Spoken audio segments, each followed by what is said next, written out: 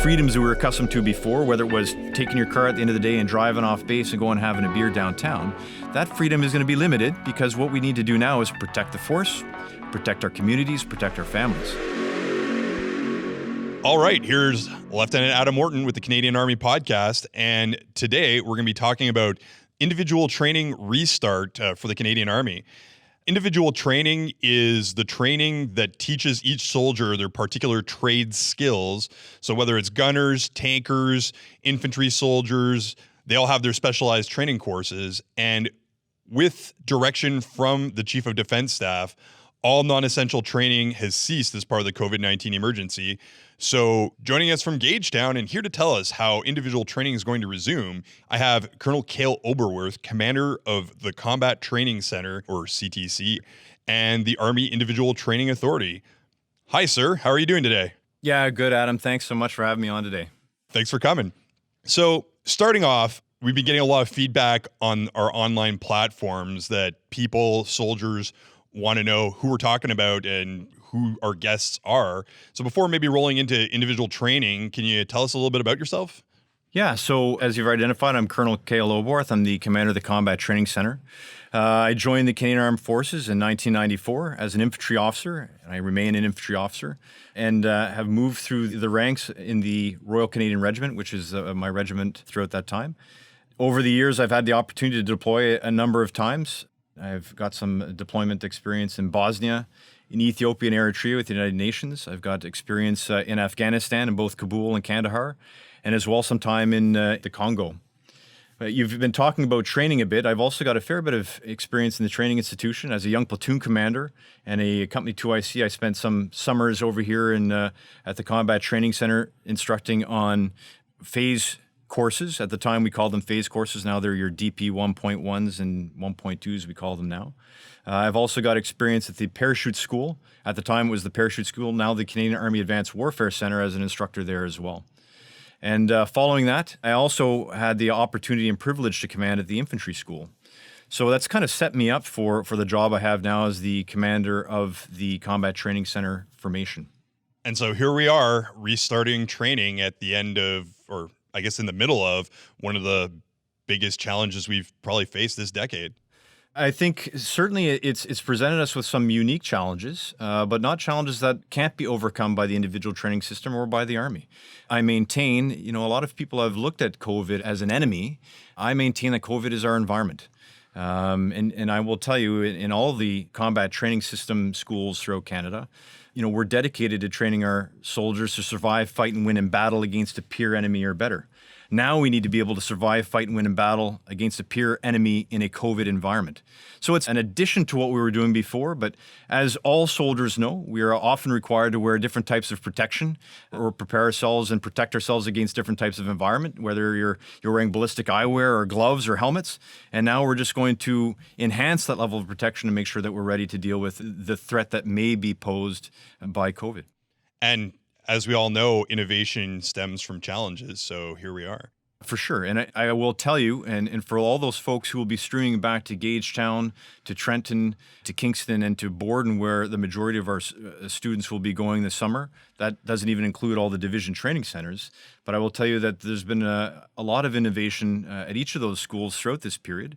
Certainly when training stopped, we didn't stop. And in fact, what we said initially was that training would be paused until such time as we could resume training. We never really stopped training, and many people went home in order to protect the Army and our population. We went to our residence and we went into isolation, but training should have never stopped for those people. And we always have to continue to maintain that focus on our mental and physical training, sustaining that level of toughness that we need and that level of readiness so that when the call goes out to get people back in, that we come back and we get ready to go into those training venues. So the innovation that you spoke about has continued to happen. So folks will see, our soldiers and officers coming back to the training institutions will see that we've done a lot of work to prepare the space for them. There's been a lot of innovation to make it so that we can train in a logical and progressive manner in a way that will keep the soldiers safe, as well as their families safe, as well as our local population safe in light of the COVID threat that persists across Canada and the world. And you bring up a really good point because I know from some perspectives it may seem as though training has stopped, but we have access to all sorts of platforms like DLN where people can do online training. But now the CDS, Chief of Defense Staff, has directed that we're going to roll into individual training restart. So why is that important for the Army? Individual training restart is hugely important. Of course, all forms of readiness are based on the actual conditioning of the individual soldier, and that's where it starts. And I'll tell you, the motto here at the Combat Training Center is skills, knowledge, and strength. And so that motto becomes the pillars upon which we build our soldiers and we give them the training they need to survive in battle. And so individual training is where all training starts. It's where a soldier develops his or her self-reliance. And as we maintain here, that self-reliance then becomes that basis for courage that we need to see from those people when they actually come together in teams to go and meet an enemy or a threat face to face. So individual training has to start. We need to maintain those skills, that knowledge, and we need to develop that strength in our soldiers. And frankly, this pause has afforded some good opportunities, but the real opportunity for learning and training happens in our schoolhouses, with our instructors, with our soldiers and officers working in teams, and developing those skills and drills that they need to actually be able to work in teams and to formulate and develop that readiness that is expected of us as an Army.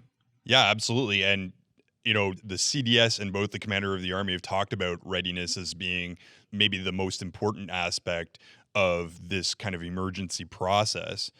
And so now we see CTC kind of getting ready to resume that training.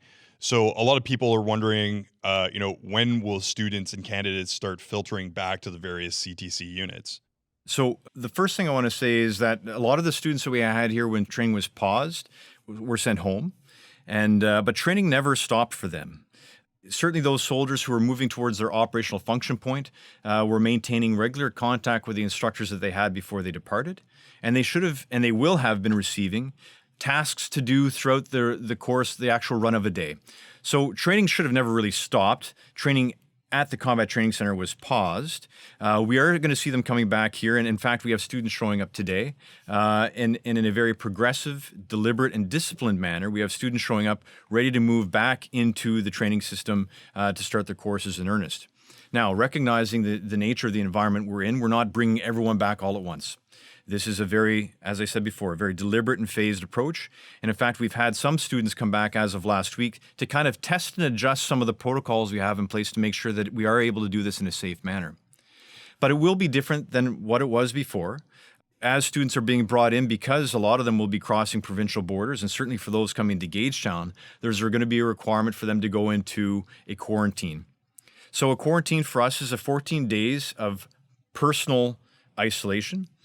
And so what all they're doing during that time is they will be doing sessions of PT, twice a day PT. They'll be getting some inspections, and they'll also have an opportunity to take on some lessons in a personally displaced manner. So if we can teach that soldier to do something where they're able to keep at least 2 meters spacing between him or her and the people on their left and right of them, and they remain masked throughout this period because it is the quarantine period, then they'll be fine.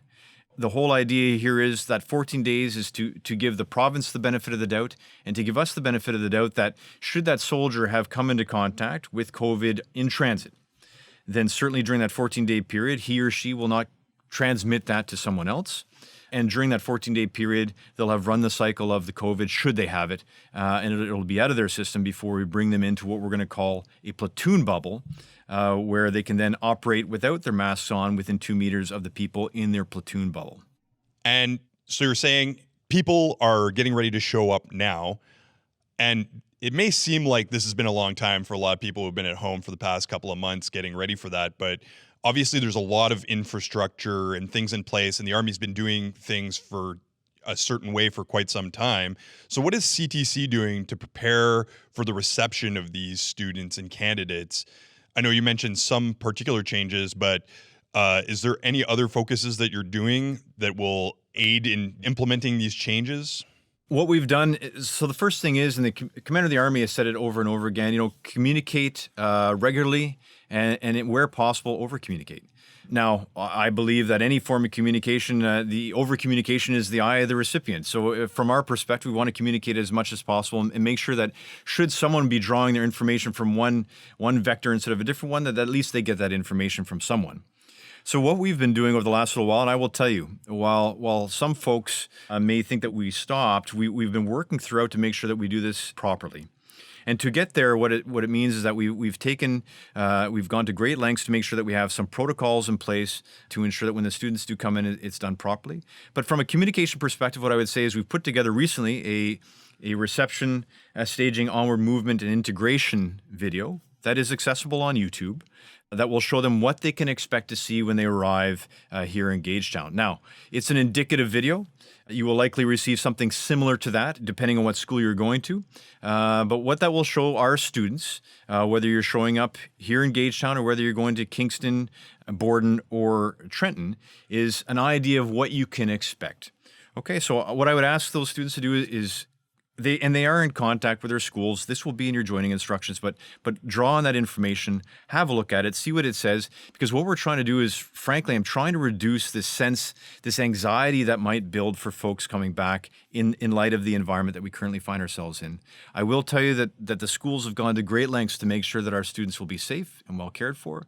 What I will tell you also is that there can be a sense, and for anyone who's done conduct after capture training, we're trying to avoid the sense that this shock of capture. And I share that with you because what the students will see when they come back is they'll see a lot of people masked up. They'll see a lot of protocols in place. Walk here, you can't walk there. Arrows on the ground. People are supposed to keep their distance. You can't come close to other ones. And they might start to feel the sense that they had before, which is like this community, this team, this fire team partner, this sense that we've been able to inculcate in our young officers and soldiers is that we're all together and we're together all the time. The real challenge that they're going to face coming back, at least for the first 2 weeks, is that while you will be together, you won't be like shoulder to shoulder together. You're going to be a bit displaced from each other. You're going to have masks on. You'll be talking through a mask, which is different than what we're accustomed to. So those are the things that folks should be ready for. And really being ready for that will make you just that much more effective when you arrive on the ground. And that way you'll be more prepared to focus on your training. The classrooms are going to be a bit different. Classroom sizes will be a bit different. How you take your meals will be distinct. But to be honest, this isn't anything beyond what a soldier can do, should be expected to do, and we're going to do what we can to make it as comfortable for folks as possible. We have to keep in mind that we are still, all of us, on Op Laser. And Op Laser demands a certain level of discipline from us. And in the training system, the discipline that we're going to have to display is we have to understand that some of our freedoms that we were accustomed to before, whether it was taking your car at the end of the day and driving off base and going and having a beer downtown, that freedom is going to be limited because what we need to do now is protect the force, protect our communities, protect our families. And the best way to do that is to stay in our groupings, whether it's a section grouping, whether it's a platoon grouping, stay on our bases, focus on the training piece so that we're ready to go when the call comes up. We cannot be that thing that is causing anxiety and angst to the rest of our population. That's not what we're designed for. We're there to provide safety and security. And the best way to do that is to follow the protocols that will be in place to deliver the training so that we can be ready and so that we can be safe throughout. I find it particularly interesting that you mentioned that kind of feeling of, maybe in different words, but of culture shock, both for brand new soldiers who have maybe never done military training in their life, but even people going on leadership courses and other types of advanced training. It's a pretty short transition into a very different environment. So I find it particularly meaningful that you kind of highlighted that these are real things that people might deal with and that you're putting mitigation measures into place to try and at least ease people into it a little bit.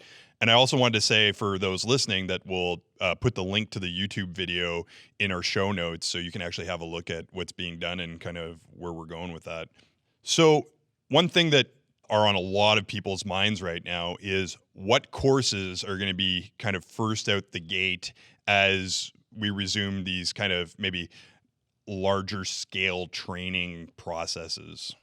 Yeah, so a lot of the courses you're going to see first, certainly at the national level, are going to be those courses that we're already running when we pause training. The first thing that we need to do is trying to reconcile that space as best as possible.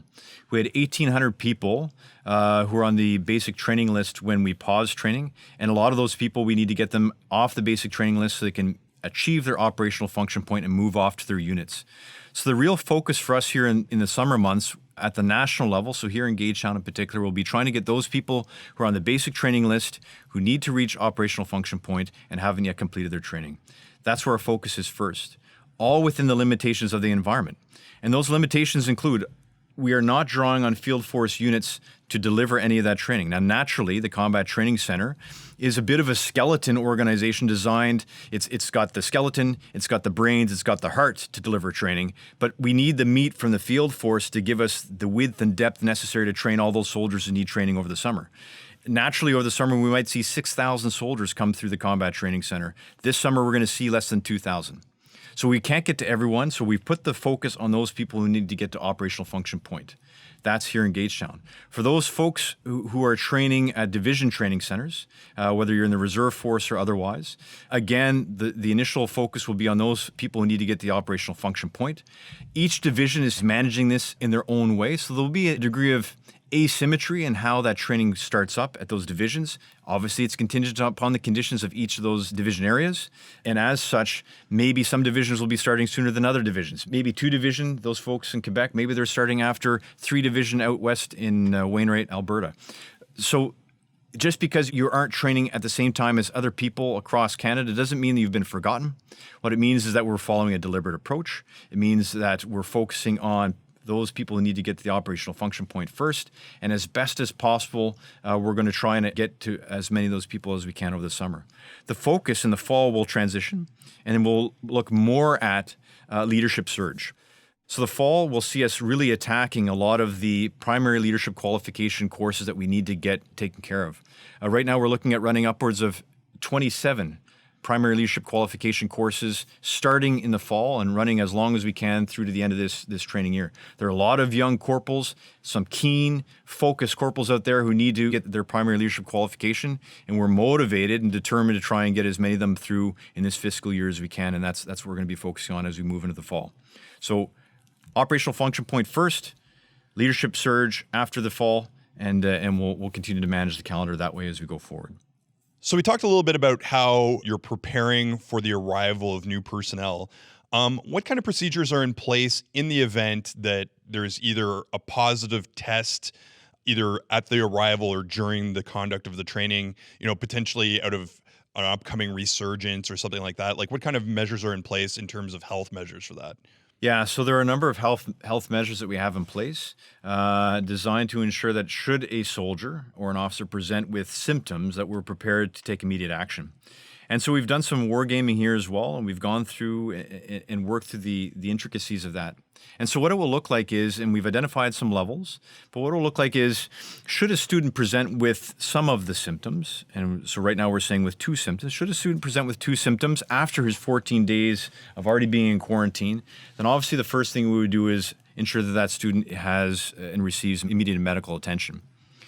Meanwhile, the remainder of his platoon bubble, so recognizing that after their 14 days of quarantine, we're going to put them into platoon bubbles where they can interact with one another, recognizing that if you're in the back of a vehicle, if you're doing fireman carries, if you're doing section attacks, you have to be within that 2-meter spacing. You can't have a mask on at all times. It's just not going to work for the duration of a course, and it won't allow us to achieve what we need to achieve in terms of gauging, judging, leadership, direction and guidance, and all those other things that we want soldiers to be able to do. And so we've formulated these platoon bubbles. And so the moment someone in a platoon bubble identifies with some of the symptoms, obviously he or she will be moved out to link up with medical support. And the remainder of that platoon will immediately hunker down in their platoon bubble. Okay, so they naturally, throughout the course of a day, that platoon might come in contact with other people we would say are visiting the bubble. And when that happens, there would be a requirement to mask. In this case, because someone in the platoon is identified with potential COVID symptoms, the platoon will no longer be able to take on platoon visitors. Everyone will hunker down and they'll await the outcome of that individual who's gone to the medical inspection room. Okay? They can still train together. They can still receive lectures together. They just can't have visitors to the bubble. Should that individual then be sent for a test, and that should that test come back positive, then that whole platoon moves back into quarantine. Okay? The individual who's been identified with COVID, he or she goes into isolation. Isolation identifies someone who has actually come up with COVID symptoms. They are isolated. But the remainder of the platoon will move back into quarantine, which means that they will go into those accommodations that keep them as isolated from all the other courses as is possible. In Gagetown, what this means is that each individual will go into their own room with their own bathroom. Okay, and those are their quarantine standards: own room, own bathroom, with meals delivered. That's called the gold standard. Not every base is going to be able to achieve gold standard. They just don't have the facilities. Some of them will go into silver standard, which is 2 people per room with 1 shared bathroom, and others will have to, because of limitations, have to stick with their bronze standard, which is 4 people to a room with a community bathroom. So if someone has COVID, that's how that will be dealt with immediately. Should other members of that platoon now start presenting with COVID-like symptoms or come back positive with COVID, those who are actually presenting with COVID go themselves into isolation. And of course, that platoon is all then quarantined, and we will start to pause training for those platoons who are wholly affected. Okay? Should there be greater spread than that, there's another level. Okay, then what we'll be looking at is, do we need to now pause training for whole schools because of the spread happening within a school? Okay, so should multiple platoons within a school have a COVID outbreak, well, then we'll start to pause training in that manner as well. We have the facilities here to put all those people in isolation, and that's why we have such a low student yield this summer. Okay, we've built it that way. And we're confident that these protocols will help us to then do some of the contact tracing that will be required to see who's been affected, who hasn't, and keep it from actually getting out amongst our population. I'm quite confident that the measures we have multiple layers. Of course, there's the individual bubble that we try and sustain as much as possible. When not possible, it's a section bubble. When that's not possible, platoon bubble. So there's a school bubble, and of course, everyone's confined to base throughout the duration of their course. So then we have a base bubble. So there's a lot of things that will be happening to make sure that people are cared for and that we're not either bringing an outbreak to our communities or, in particular, not bringing an outbreak in the community to our soldiers. I want to take a second to highlight also in your response, that's a good textbook demonstration of the operational planning process and taking the time to think through every stage for people who haven't been exposed to that yet, to really consider all the potential outcomes and have a reaction to those potential outcomes so that you have a solid plan moving forward. And even though, as we all know in the military, not all plans work out the way you initially set them down, it's important to have a framework there so you can work off of them, and then you have something to fall back on if you're not sure how to handle a situation. So I think that's a pretty good demonstration of that. Absolutely. And we maintain here. And again, this is what we're trying to teach at all of our schools, that your plan is a basis for change. And so as long as we all know what the plan is, we can then move forward on what we remember the plan is supposed to be. That's a basis for change. And that's why we have humans, intelligent, capable, technically savvy, senior NCOs, officers, and soldiers designed to look at the problem space, understand what the plan was, understand what the plan is, and then move forward within the arcs that our commanders have provided for us to achieve the desired outcomes. So this is our plan for dealing with COVID. I'm convinced that it won't happen exactly like that when it does happen, but I'm also convinced that we've had a lot of people with eyes down and scanning, looking, working through this, wargaming the pieces. We've connected with the local community. We've connected with the provincial premiers. We're talking to everyone we need to talk to, the medical professionals. We have a very strong network, a very strong team here ready for this should it materialize. Yeah, it makes a lot of sense. So refocusing on some of the training aspects, before we took an emergency response to COVID-19, there were courses that were being run that were interrupted. Some of the courses also have kind of an expiry component where if you haven't done them within a certain period of time, you may not be eligible to do the next layer and you have to go back.